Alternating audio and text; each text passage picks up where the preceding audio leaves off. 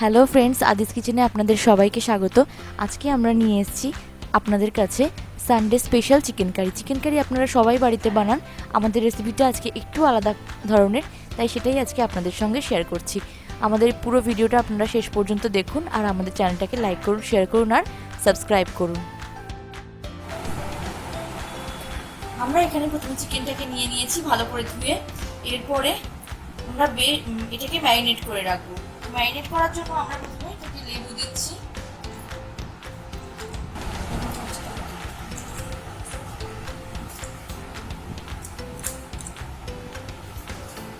লেবুটা আমরা একটু বেশি করে দিচ্ছি, কারণ মাংসের পরিমাণ যেহেতু খুব বেশি, তাই জন্য আমরা পাতি লেবু একটু বেশি দিচ্ছি। আমরা দিচ্ছি নুন,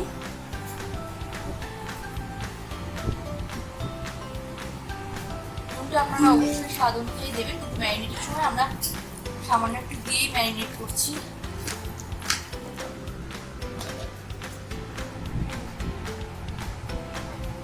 এক চামচ মতো লঙ্কা গুঁড়ো, এক চামচ জিরে গুঁড়ো। এরপর মশলা করার সময় আমরা ধনে গুঁড়োটা আরো দেবো, কারণ মুরগির মাংসতে ধনে গুঁড়ো অনেকটা লাগে, জিরে গুঁড়ো কম আর ধনে গুঁড়ো বেশি।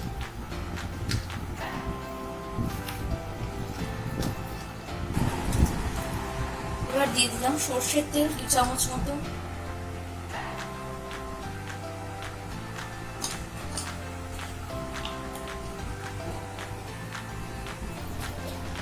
এবার আমরা এর মধ্যে দিচ্ছি 1 চামচ রসুন বাটা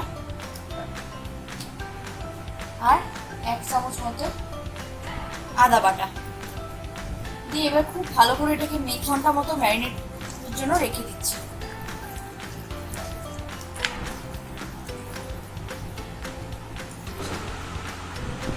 এবার আমরা এখানে 3টে পেঁয়াজ ঠিক কেটে নিয়েছি, তার সঙ্গে 3টে কাঁচা লঙ্কা আর একটা টমেটো নিয়েছি।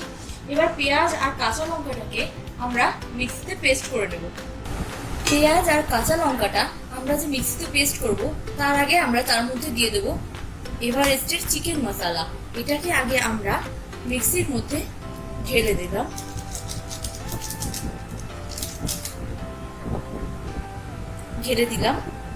এইবার আমরা সবটা পেঁয়াজ আর কাঁচা লঙ্কাটা দিয়ে দিচ্ছি। যখন পেঁয়াজটা বেরোবে দেখবেন পেঁয়াজটা কালারটা একটা অন্যরকম লাগছে। তারপরে যখন মশলাটা কষবো তখন যে কি সুন্দর কালারটা হবে, আজকে আমরা সেটাই আপনাদের দেখাচ্ছি। এবার এর মধ্যে দিয়ে দিচ্ছি এই 3টে কাঁচা লঙ্কা দিয়ে আমরা এবার এটাকে ভালো করে মিক্সিতে দেখতেই পাচ্ছেন আমাদের পেঁয়াজটা পেস্ট হয়ে গেছে। এবার আমরা একটা টমেটো পেস্ট করে দেব। এবার আমরা এই টমেটোটা মিক্সিতে পেস্ট করে নিচ্ছি। এবার দেখতেই পাচ্ছেন আমাদের টমেটো আমরা মিক্সিতে পেস্ট করে নিয়েছি। প্রথমে আমরা কড়াই শুকনো খোলায় তেজপাতা, শুকনো লঙ্কা আর কিছুটা গোটা জিরে দিচ্ছি। দিয়ে এগুলোকে ভালো করে নেড়ে আমরা এগুলোকে পেস্ট করে নেব।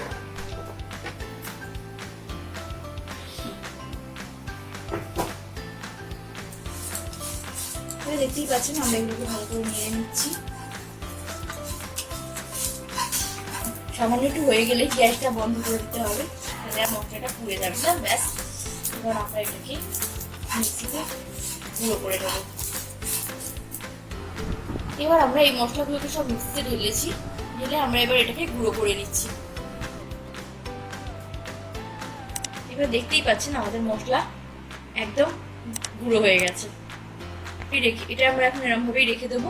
তাহলে চলুন এরপরে আমরা কি করছি সেটা দেখে নেব। এবার আমরা কড়া বসিয়েছি। কড়াইতে এবার আমরা সর্ষের তেল দিচ্ছি 4 চামচ মতো।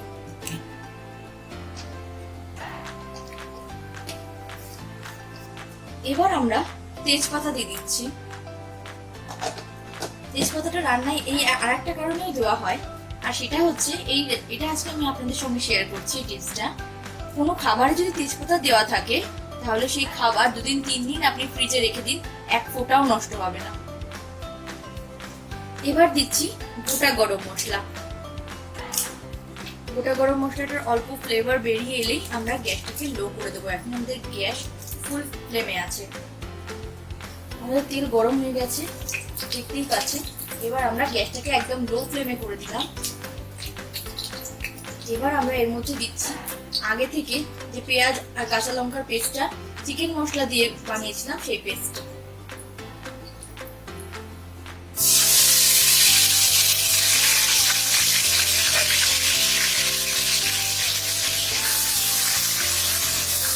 দেখতেই পাচ্ছেন আমরা পেঁয়াজটা এর মধ্যে দিয়ে দিয়েছি।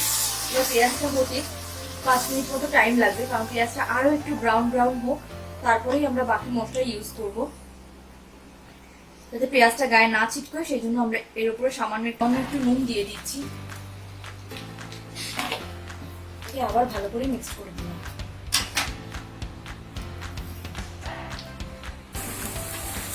পেঁয়াজটা আমরা আবার একটু নাড়ছি, এমনি পেঁয়াজ ব্রাউন হতে খানিকটা সময় নেয়, সেই জন্য আমরা এবার একটুখানি চিনি দিয়ে দিচ্ছি এর উপরে। এক্সট্রা কালারের জন্য আমরা এই চিনিটা দিচ্ছি যাতে পেঁয়াজটা ব্রাউন ব্রাউন হয়ে যায়। আমরা ভালোভাবে চিনিটা আবার মিক্স করে নিলাম পেঁয়াজের সঙ্গে। পেঁয়াজটা আরো খানিকটা ব্রাউন হতে টাইম লাগবে, এইটুকু সময় আমরা দিয়ে দিচ্ছি। এবার আমরা এর মধ্যে মিক্স করছি টমেটো পিউরিটা। এবার আমরা আবার এটাকে খুব ভালো করে মিক্স করে নিচ্ছি।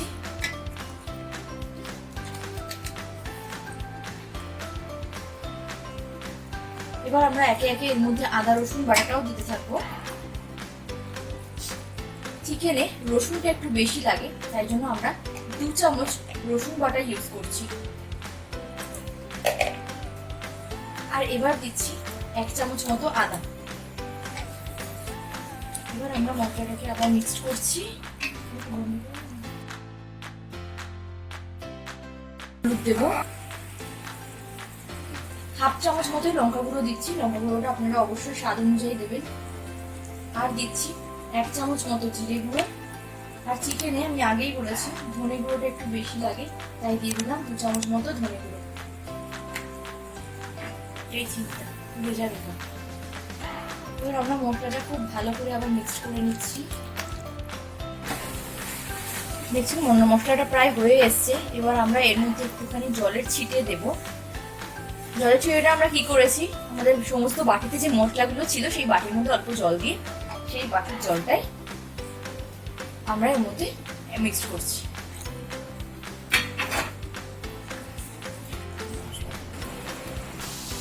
এবার দেখতেই পাচ্ছেন আমাদের মশলা কষে গেছে, মশলা থেকে তেল বেরিয়ে এসছে। এবার আমরা আস্তে আস্তে ম্যারিনেট করে রাখা চিকেনগুলো কড়াতে দিয়ে দিচ্ছি।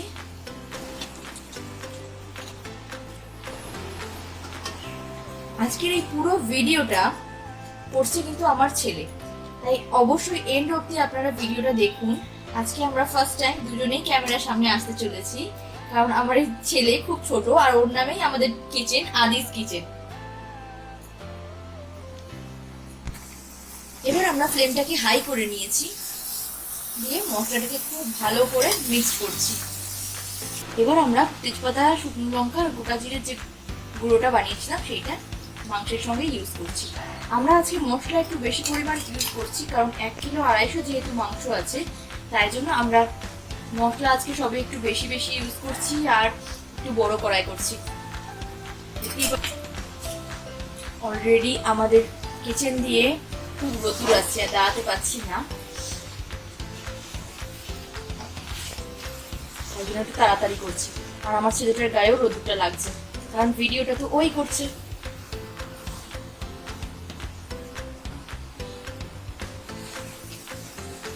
আমরা খুব ভালোভাবে এটাকে মিক্স করেছি।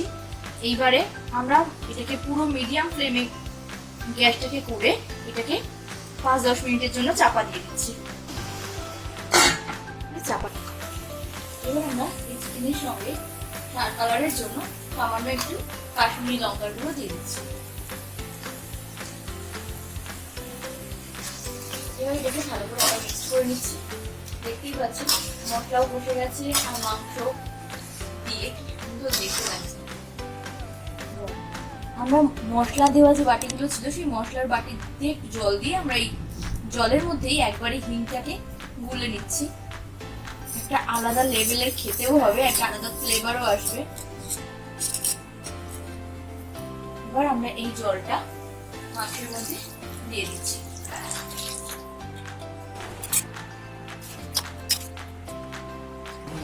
এবার আমরা ফ্লেমটাকে একদম হাই ফ্লেম করে দিয়ে আবার এটা 5 মিনিটের জন্য চাপা দিয়ে দেবো। 5 মিনিট হয়ে গেছে, এবার আমরা ঢাকাটা খুলছি।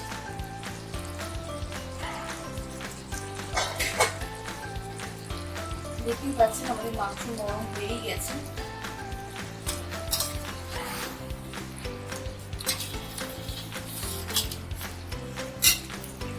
মাংসটার কালারটা খুব সুন্দর এসছে, দেখতেই পাচ্ছেন। এবার মাংসটা মনে হচ্ছে আরেকটু হবে, তাই জন্য আমরা আরো খানিকক্ষণ এটাকে চাপা দিয়ে দিচ্ছি।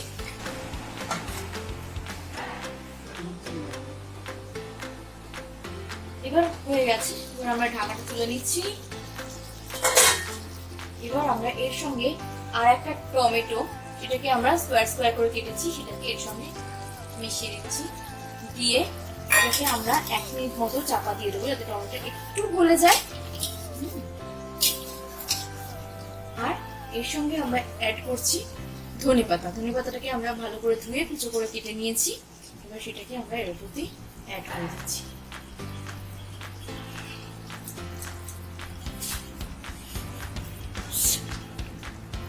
আমার ছেলে অলরেডি পাশ থেকে বলছে ওয়াও কখন খাবো। এমনিতে না ও একদম ভাত খেতে চায় না, পারলে রুটি দিয়েই মাংসটা খায়। রুটি পরোটা ওর এমনিতেই খুব ফেভারিট। তবে খাওয়া নিয়ে মুখে অনেকক্ষণ খাবার নিয়ে বসে থাকে, খাচ্ছে তো খাচ্ছে। আমরা এবার ভালো করে চিকেনটাকে একটুখানি নেড়ে চাপা দিয়ে দিচ্ছি। আগেই বললাম যে টমেটোটা একটু গলে যায়। এবার আমরা এটাকে চাপা দিয়ে দিচ্ছি। এবার আমরা ঢাকাটা খুলছি। যখন ঢাকাটা খুলছি আমার ছেলে ভিডিওটা অন করতে ভুলে গেছিল, তাই বললো একটু দাঁড়াও। ওর নিজস্ব একটা গেম চ্যানেলও আছে, সেটার কথাও আপনাদের একদিন জানাবো। দেখতেই পাচ্ছেন চিকেন একদম রেডি হয়ে গেছে আমাদের। টমেটোগুলো বেশ গলে গেছে। উপর থেকে আসলে টমেটোটা পড়লে না আমার খেতে খুব ভালো লাগে। মাংসটা দেখে আমার ছেলে বলছে এখন যে মা পরোটা বানাও, পরোটা দিয়ে খাবো।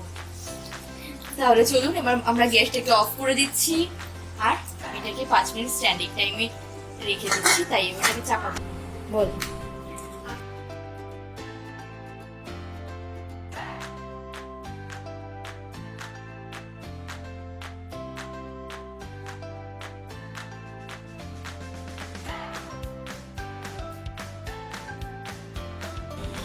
এটা খুবই ভালো হয়েছে খেতে, তাই জন্য আমাদের চ্যানেলটাকে সাবস্ক্রাইব করো, লাইক করো আর শেয়ার করো। এটা আমাদের বাড়িতে বানাবো।